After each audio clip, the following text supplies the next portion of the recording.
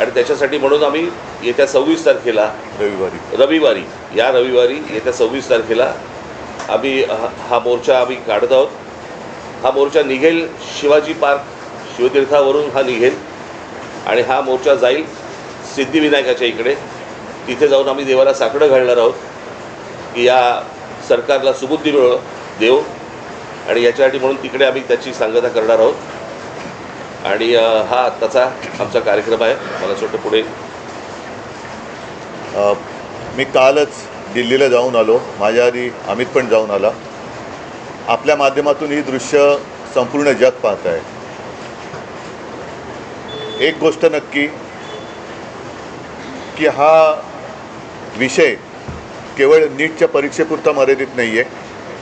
कारण ज्या वेळेला मी गेलो, माझ्यासोबत संजय राऊत होते, अनिल देसाई, अरविंद सावंत ही सुद्धा मंडळी होती, खासदार होते.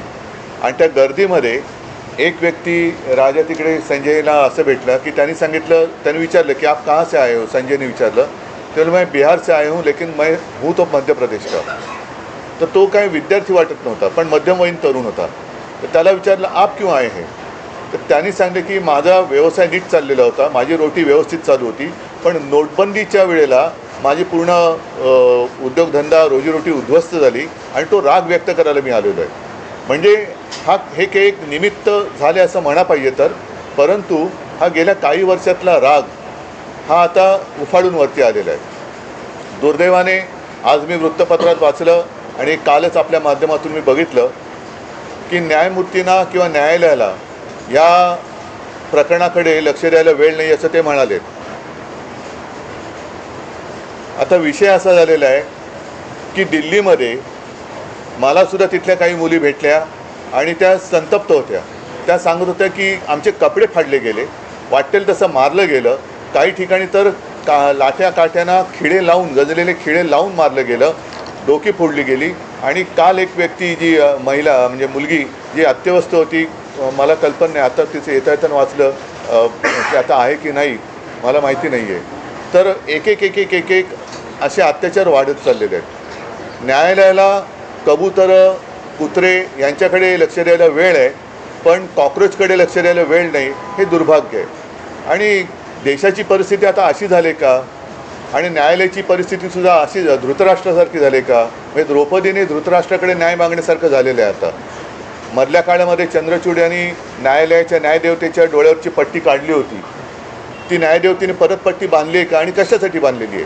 हे एकूणच जे चाललेलं आहे हे सरकार आता कोणाला आपलं वाटतं असं दिसत नाही आहे. कारण मी ज्या वेळेला तिथे पोचलो तेव्हा जसं आत्ता राज म्हणाला की आता विषय केवळ धर्मेंद्र प्रधान यांच्या राजीनाम्यापुरता नाही, तर ह्या मुलांना, या विद्यार्थ्यांना आता हे सरकार नकोसं झालेलं आहे. हेच विद्यार्थी होते, हीच मुलं होती ज्यांनी अच्छे दिन याची अपेक्षा करत ह्या सरकारला निवडून आणलं होतं. पण हे सरकार निर्दयीपणाने वागतंय. पंतप्रधानांनी आज ते काय ट्विट केले, खरं म्हणजे त्यांनी जाऊन बोलायला काय हरकत नव्हती. म्हणजे याच्यामध्ये कमीपणा बाळगण्याचं काही कारण नाही आहे. आपली मुलं आहेत, आपली जनता आहे, यांच्याबरोबर चर्चा करायला कमीपणा वाटण्याची गरज नाही आहे. पहिल्या दिवशी जर का सरकारने यांच्याबरोबर चर्चेचे दरवाजे उघडले असते किंवा पहिल्या दिवशी जर का यांना बोलवलं असतं तर ही इथपर्यंत वेळ वाढली नसती, एवढी हे आंदोलन ताणलं गेलं नसतं. लोकांना आज व्यक्त व्हायचं आहे. इतके वर्ष साठलेला राग, असंतोष हा उफाळून वर आलेला आहे आणि त्याला एक वाट करून देण्याचा आम्ही प्रयत्न करतो आहे. ही वाट करून देत असताना सर्वांना सांगतो की कोणीही, कारण बरेच जणं या असंतोषाच्या ठिणगीला वेगळं वळण लावण्याचा प्रयत्न करत आहेत. मग पोलिसांवरती हल्ले करण्याचा प्रयत्न करत आहेत. काही गुंड म्हणजे सिव्हिल ड्रेसमधले लोक, यांच्यात पोलिसांच्या लाठ्या यांच्या हातात कशा आलेल्या आहेत. मग त्यांच्या तिकडे नावाची पट्टी पण नाही आहे, काही कपडे त्यांचे पोलिसांचे नाही आहेत. म्हणजे हे गुंड, आता माझं मग असं म्हणणं आहे की हे आंदोलन मोडायला पाकिस्तानमधून गुंड भाजपने आणलेत का. कारण यांची काय ओळख पाळख काही नाही आहे. त्यांना ओळख विचारलं तर सरळ ते काही त्यांच्या निर्विकार चेहऱ्याने ते आपले बघतात लोकांकडे. काही त्यांना पडलेलं नाही आहे. ना मुलांच्या व्यथेची त्यांना जाणीव आहे, ना त्यांच्या वेदनेची त्यांना जाणीव आहे. बेसुमार लाठीमार करतायत. आणि अशी ही सगळी गुंडागर्दी ही सरकार चालवत असताना कोणी गप्प बसू नये. आपण व्यक्त व्हायला पाहिजे आणि त्या व्यक्त होण्यासाठी, ती वाट करून देण्यासाठी येत्या रविवारी आम्ही मी मोर्चा म्हणण्यापेक्षा एक देशाची ताकद काय असते ही ताकद दाखवून देण्यासाठी ह्या मोर्चाचं आयोजन केलेलं आहे. जसं राजने सांगितलं की शिवाजी पार्क ते सिद्धिविनायकला राज आपण जाऊन दोन गोष्टी करू. एक तर या सरकारला सुबूत दिले, नाहीतर सिद्धिविनायकाला साकडवलं की या देशावरती आलेलं हे अरिष्ट सरकारच्या रूपाने हे लवकरात लवकर दूर कर. सरन्यायाधीश म्हणाले की सीसीटीव्ही फुटेज पाहण्यासाठी मग अशात तोच विषय राहिला की सरन्यायाधीश जे बोलले की CCTV फुटेज पाहण्यासाठी आमच्याकडे वेळ नाही आहे. मुळात ह्यांच्यामुळेच हे झुरळ सुरू झालं ना. जन्मदाते ते जन्मदाते तेच आहेत ना, आणि त्यांनी जन्म दिल्यानंतर त्या पोराकडे बघायला नको. मी महाराष्ट्रामधले पोलीस ह्या सर्व आंदोलनकर्त्यांना चांगलं सहकार्य करत आहेत, काही त्रास देत नाही आहेत, काही छोट्या काही गोष्टी झाल्यात. माझ्याकडे आता एक व्हिडिओ आला आहे, मला असं वाटतं की मी तो आता मुंबई पोलीस कमिशनरांना देखील पाठवलेला आहे. एका टॅक्सीतनं मुलं चालली होती आणि ती मुलं चालली असताना टॅक्सीतनं नाही, पोलिसांच्या गाडीतून आणि तो पोलीस त्यांना सांगतोय त्या मुलांना की परत या एरियात जर दिसलात हां तर खिशामध्ये तुमच्या काय 5 ग्रॅमची पावडर टाकीन, 50 ग्रॅमची पावडर टाकीन, बरं का. म्हणजे पोलिसांकडे आता पावडर पण मिळायला लागली. पोलीस एजंट आहेत का पावडरवाले? मग हा पोलीस कोण ड्रग सप्लायर आहे का? हे कुठचे काय चाललंय मला कळतच नाही. मला खरं तर ही इतकी साधी गोष्ट होती. साधी म्हणजे म्हणण्यापेक्षा ही की बाबा पेपर फुटलेत, काय कोण ज्याची जबाबदारी आहे त्यांनी राजीनामा द्यावा आणि जे त्याच्यामध्ये असतील सामील झालेले असतील त्यांना अरेस्ट करावी. ज्या काही गोष्टी करायच्या त्या सगळ्या गोष्टी कराव्यात. परत हे होणार नाही याची शाश्वती द्यावी आणि त्यांच्याशी चर्चा करावी. हे सगळं प्रकरण इथपर्यंत आलंच नसतं. बोला. यात एक प्रश्न असा आहे की नाही दिनेश एक मिनिट आज जे मोदीने ट्विट केले का काय केले मला कल्पना नाही की दोषींना सोडणार नाही. तर ज्यांनी या मुलामुलींवरती निर्दयीपणाने लाठीमार केलेला आहे, ज्यांनी मुलींचे कपडे फाडलेत, जे पोलिसांच्या वेशात न येता जे गुंड तिकडे घुसलेत, या गुंडांना पकडून त्यांनासुद्धा कठोर शिक्षा करण्याची जबाबदारी मोदी घेत आहेत का? हे गुंड कोणी घुसवले होते, हे गुंड कोणी आणले होते आणि राजरोज फिरतात त्यांचे पण व्हिडिओ आहेत. अगदी ती काठ्या बिठ्या आणि पोलिसांच्या लाठ्या त्यांच्या हातात कुठून आल्या? पण उद्धवजी, मुख्यमंत्री देवेंद्र फडणवीस आणि JP नड्डा जे भाजपचे केंद्रातले नेते आहेत ते असं म्हणतात की विरोधी पक्ष हा विद्यार्थ्यांच्या खांद्यावर बंदूक ठेवून या विषयाचं राजकारण करतात. भारतीय जनता पक्ष आजपर्यंत काय करत आलं? त्यांचा असाही दावा आहे की काँग्रेसच्या राजवटीतील अनेकदा पेपर फुटलेले आहेत. तेव्हाही आंदोलन झाली की, म्हणून तर बदललं ना सरकार. त्यावेळेलाही आंदोलन झाली, त्याच्यानंतर सरकार बदललं, ह्यांचं आलं. हे ते तसे आहेत म्हणून ह्यांना आणलं, हेही तसेच.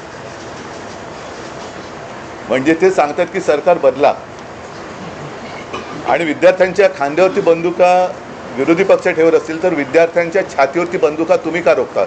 नाही. आणि दुसरी गोष्ट, त्या अण्णाच्या टोप्या घालून कोण फिरवते? यांचीच माणसं होती ना. अण्णांकडे एवढी माणसं नव्हती. आणि ह्याच्यामध्ये परत ह्यांनी काही चुका केल्या की त्याचं राजकारण नाही करायचं. आणि हे ज्यावेळेला विरोधी पक्षात जातात त्यावेळेला सगळ्या गोष्टींचं राजकारण करणार. पण शरद पवार काल पंतप्रधानांना भेटले, त्यांची त्याला जंतर मंतर म्हणतात. तेच आहे की त्यांनी तुम्हाला काही कल्पना दिली आहे का? कारण नाही, मला असं वाटतं विषयाला आता फाटे फोडण्याची आवश्यकता नाहीये. आम्ही सगळेजण आम्ही एक नाही ऐका मला बोलू तर द्या. मला बोलू तर द्या. माझं म्हणणं काय आहे की जसं आज मी आणि राजा एकत्र आलेलोच आहोत, त्याच्या आधी सुद्धा मी सगळ्यांना आवाहन केलेलं आहे की ज्यांना देशाच्या भविष्याविषयी चिंता आहे. म्हणजे मी तिकडे गेल्यानंतर सगळे भाषिक तिकडे होते, सर्व धर्मीय तिकडे होते, हिंदू होते, मुसलमान होते, सगळे होते. आता ज्यांना देशाचं, कारण हा देश जर का आपला आहे तर देशाच्या भविष्याची ज्यांना चिंता आहे त्यांनी पंतप्रधानांना भेटून त्यांची एक चिंता व्यक्त केली असेल तर मला माहिती नाही. तर त्यांनी मुलांना भेटायचं, ते परवा तिकडे गेले होते. पंतप्रधानांनी आता मुलांना भेटण्याची गरज आहे. आणि नुसतंच असं जर का ढकलम गाडी चालणार असेल तर काय उपयोग नाही आहे. नाही नाही आता आपण जे म्हणालात आम्ही रविवारी मोर्चा जाहीर केलेला आहे, तर रविवारी जर का पवार साहेब येत असतील, अगदी नरेंद्र मोदी येत असतील, देवेंद्र फडणवीस येत असतील, येऊ द्यात. म्हणजे विरोधी कशाला एक फक्त विषय आहे की तुम्ही मोर्चाचं रूट सांगितलं, पण वेळ काय आहे, किती वाजता सकाळी 10ची जमायची वेळ आहे, साधारणपणे 11:30 पर्यंत 11 साडेअकरा पर्यंत निघू. आंदोलन जाहीर झालेलं आहे. जंतर मंतरवर पोलीस आपल्याला पाहायला मिळतात आणि मुंबईत देखील अनेक विद्यार्थ्यांना पोलिसांनी गाडीतून नेऊन पोलीस स्टेशनला वगैरे नेले. आपण स्वतः काल विद्यार्थ्यांनी आंदोलन जाहीर झाल्यानंतर आपल्या अनेक कार्यकर्त्यांना नेत्यांना नोटीस जाऊ शकतात, विद्यार्थ्यांची धरपकड होऊ सवय शकते. आम्हाला यासाठी सवय आम्हाला आमच्या नाही इकडे आता कळेल आता म्हणून म्हटलं ना की विद्यार्थ्यांच्या बाजूने कोण आहे आणि विरोधात कोण आहे. आणि प्रश्न असा आहे ना की प्रश्न सोडवायचा आहे का चिघळवायचा आहे, हे मला असं वाटतं सरकारने बघावं. सर, आज वंचितनी महाराष्ट्र आणि देशबंदची हाक दिली आहे. 26 तारखेला तुम्ही आता मोर्चा काढणार आहात. प्रत्येक राजकीय पक्ष वेगवेगळ्या गोष्टी करण्यापेक्षा पहिली गोष्ट म्हणजे आता ते जाहीर करणारे आम्हाला माहीत नव्हतं, त्यांनी स्वतंत्रपणे जाहीर केलं ती गोष्ट, बरोबर आहे. आम्ही देखील जे काही ज्याला मोर्चा म्हणा किंवा काही म्हणा, ह्या सगळ्या गोष्टी करताना तिथे आमचे राजकीय पक्षाचे झेंडे नसणार, कळलं का. तिथे जर कुठचे झेंडे असतील तर ते फक्त तिरंगे असतील, देशाचा झेंडा असेल, बाकी कुठचेही राजकीय पक्षाचे झेंडे त्या सगळ्या अख्यामध्ये कुठेही नसणार. आणि आत्ता उद्धव सांगतात त्याप्रमाणे काँग्रेसशी देखील बोलणं चालू आहे, ते देखील सहभागी. काल माझं बोलणं झालं, राहुलजींचं पण झालं, मग सपकाळांचा फोन आला होता आणि त्यांनी पण सांगितलं की आपण एकत्रितपणाने या गोष्टी करू. आता हे आम्ही परवाच्या मोर्चाची घोषणा तर केलेली आहे, आता त्यांनासुद्धा आम्ही सांगतो सगळ्यांनीच, अगदी पवार साहेबांना असेल आणि भारतीय जनता पक्षातल्यांनासुद्धा जे विद्यार्थ्यांचे खरे पालक आहेत, ज्यांना विद्यार्थ्यांबद्दल तरुणांबद्दल चिंता आहे, आणि असे अनेक भाजपचे लोक आहेत की त्यांना आता असं वाटते की आपण भाजपचे समर्थक राहून गुन्हा केला, ते सगळेजण या मोर्चात सहभागी होऊ शकतात. आणि मला असं वाटतं एकच मिनटं, आणि मला असं वाटतं विद्यार्थ्यांबरोबर आवाहन करीन की पालकांनी देखील याच्यामध्ये सामील व्हावं. फोन केलं, फोनवर बोलू.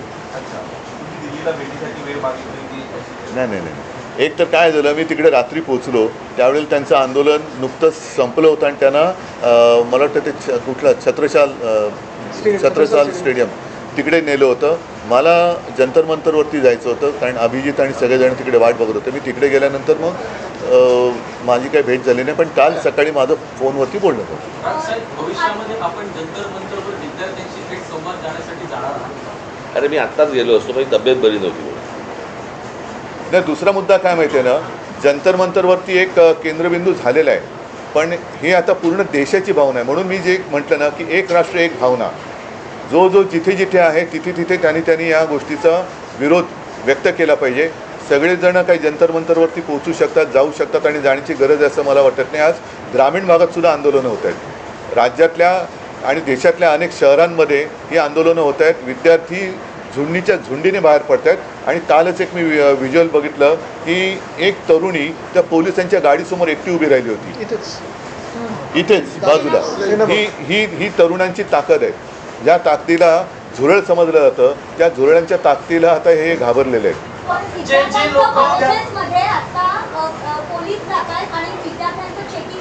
कुठे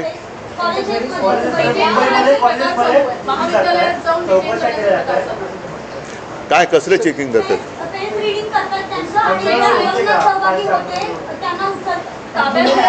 त्यांना काही तासासाठी डिटेन करतात आणि सोडतायत, कोणी घाबरत नाही. पण त्यांना काल पण आम्ही पाहिलं, काल मी आणि अमितच गेलेलो होते पोलीस. आता देश भीतीच्या पलीकडे गेलेला आहे.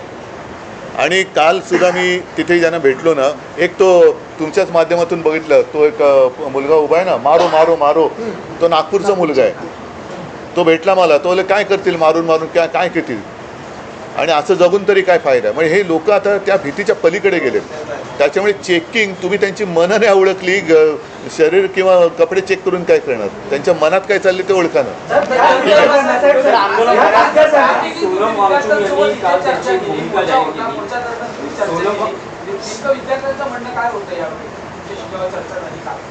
आलं नाही तुमच्यापर्यंत?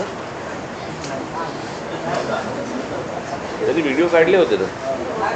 ऑडिओ व्यवस्थित नाही ते आहे सोनम वांगचुक यांचं असं म्हणणं आहे की विद्यार्थ्यांवर ज्या केसेस आहेत हो. त्या मागे घेतल्या तर आपण आंदोलन किंवा उपोषण संपवतो. तुमचं विरोधी पक्षाचं काय म्हणणं आहे की याचा लॉजिकल एंड म्हणजे धर्मेंद्र प्रधान यांचा राजीनामा तेव्हाच हे आंदोलन थांबेल, की सरकार असं म्हणते की चर्चा करायला या, लोकसभेत संसदेत यावर चर्चा होईल आणि त्यानंतर मग पुढचा निर्णय घेण्यात येईल. आता तिकडे Logical end काय? नाही बघा, आता प्रत्यक्षात तिकडे काय चाललं आहे, कारण मी मागे प्रेस कॉन्फरन्स घेतली होती. नाही, मी इथेच बोललो होतो, मला वाटतं की काही वर्षांपूर्वी म्हणजे 2018 साली एक जी डी अगरवाल नावाचे गृहस्थ होते, ते गंगेसाठी उपोषणाला बसले होते. सरकारने लक्ष नाही दिलं. 115व्या दिवशी त्यांनी प्राण सोडला. गंगा आणखीन वाईट झाली. म्हणजे करोनाच्या काळात तर मग गंगेमध्ये मृतदेह पण सोडले गेले. मग या सरकार हे निर्दयी आहे. मी वांगचुकना त्यांना तिथून हलवण्याच्या आधी 1-2 दिवस आधी फोनवरनं बोललो होतो आणि मी त्यांना हेच सांगितलं होतं की आपण उपोषण सोडा, कारण उपोषण कोणासमोर करायचं, ज्यांना काहीतरी संवेदना आहेत. या सरकारला संवेदना नाही आहे. त्याच्यामुळे त्यांना असं वाटतं की अशी लोकं गेलेली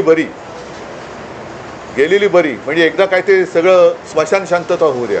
पण तसं दिसत नाही आहे. अनेक जण आता प्रत्येकाच्या मनामध्ये ही ठिणगी पेटलेली आहे. त्याच्यात तुमचा जो विषय आहे की धर्मेंद्र प्रधान, शेवटी मग जबाबदारी कोणाची आहे? जे जबाबदार आहेत त्यांना सोडणार नाही. मग धर्मेंद्र प्रधान पहिले जबाबदार आहेत, त्यांना का सोडत आहे? आणि धर्मेंद्र प्रधान पण कोणी एकेकाळी पेपर फुटीच्या विरुद्ध रस्त्यावर उतरले होते असं म्हणतात, जे आता विद्यार्थ्यांचं नशीब फोडत आहेत. राजसाहेब, तुम्हाला काय वाटतं की चर्चेतून, सरकार म्हणते चर्चेला या, यातून मार्ग काढू, तुम्हाला असं वाटतं की चर्चेतून मार्ग हे निघाला? सुरुवातीला करायला पाहिजे होतं ना. हीच गोष्ट उपोषणही झालं नसतं, लाठीचार्ज झाला नसता, मुलांनी मार नसता खाल्ला. काय झालंय, आता घराघरामध्ये हे सगळं पोहोचलेलं आहे आंदोलन. त्याच्यामुळे सरकार आत्ता बॅकफूटवरती गेलं आणि म्हणून आत्ता ते सांगतात की आमच्याशी चर्चा करायला या म्हणून. कळलं का? ज्यावेळेला शिखांनी, ज्यावेळेला त्या शेतकऱ्यांनी, ज्यावेळेला पंजाबच्या शेतकऱ्यांनी, हरियाणाच्या शेतकऱ्यांनी ज्यावेळेला मोर्चा काढला होता, त्यावेळेला काय नाही रे बोलवलं? कारण तो प्रत्येक घरातला, देशातला नव्हता विषय. आत्ता त्यांना अंदाज आला या सगळ्या गोष्टींचा, त्यांच्याकडे पण यंत्रणा आहेच त्यांच्याकडे, की अंदाज आला की हे घराघरात पोचलंय आणि घराघरात पेटलंय. म्हणून आता बोलतात की आमच्याशी चर्चा करायला या. मणिपूरच्या प्रकरणात, त्या शिखांच्या प्रकरणामध्ये काही ट्विट केल्याचं आढळलं का पंतप्रधानांनी? त्यांच्या लक्षात आलंय की हे आपल्या अंगलट आलेलं आहे आणि म्हणून ही आता सारवासारव सुरू आहे. आणि एकच आता नाही एक मिनिट, तुम्ही जे आता सांगितलं ना, की आता घरोघरी जाऊन चेकिंग, कॉलेजमध्ये जाऊन चेकिंग, तर मी सरकारला आणि पोलिसांना एक नम्र विनंती करेन की तुम्ही आणखीन आग भडकवू नका. ही मुलं शांत आहेत, त्यांच्याशी नीट चर्चा करा. ही शांतता भंग करण्याचं काम पोलिसांनी आणि सरकारने करू नये. मुख्यमंत्र्यांना आजही शंका आहे, ते म्हणतात की अँटी सोशल एलिमेंट, असामाजिक. आम्हाला पण शंका आहे की आता सरकारमध्ये असे कोण परकीय शक्ती सामील झाल्यात का की या मुलांना, देशाच्या विद्यार्थ्यांना चिरडण्यासाठी? आणि मी तुम्हाला सांगतो, 26 तारखेला जर असे कोणी घुसवण्याचे प्रयत्न केले ना, फटकावून काढणार. कळलं का? शांततेने मोर्चा असेल, शांततेने ह्या सगळ्या गोष्टी होतील, याच्यामध्ये कुठचीही हुल्लडबाजी नसेल, काहीच गोष्टी नसतील. पण उद्या जर समजा दिल्लीसारखं इथे काही करायचा प्रयत्न गुंड केला, घुसवले, इथे काही करायचा प्रयत्न केला, आमची लोक सोडणार नाहीत. सर, हे सगळे उद्याचे मतदार आहेत, हे सगळे ह्या सगळा आक्रोश जो आहे, तुम्हाला वाटतं का ते मतपेटीतून दिसेल? कारण आधी आपण ते हा विषय मतपेटीचा नाही आहे. पहिली गोष्ट तुम्ही लक्षात घ्या, आत्ता हा विषय मतपेटीचा नाही आहे, हा विषय कुठच्या निवडणुकांचा नाही आहे, हा विषय आहे त्यांच्या न्यायाचा. कळलं का? उद्या परीक्षेला बसलेली हे सगळे विद्यार्थी, विद्यार्थी आत्महत्या करतात, याचा अर्थ काय समजून घ्या ना. इथे मतपेटीचा विषय येतो कुठे? पण ज्या प्रकारचं देशामध्ये सत्ता राबवली जाते त्याच्या विरुद्धचा राग हा मला असं वाटतं प्रत्येक राज्यांमधून बाहेर येतोय. ही सर्वात महत्त्वाची गोष्ट आहे.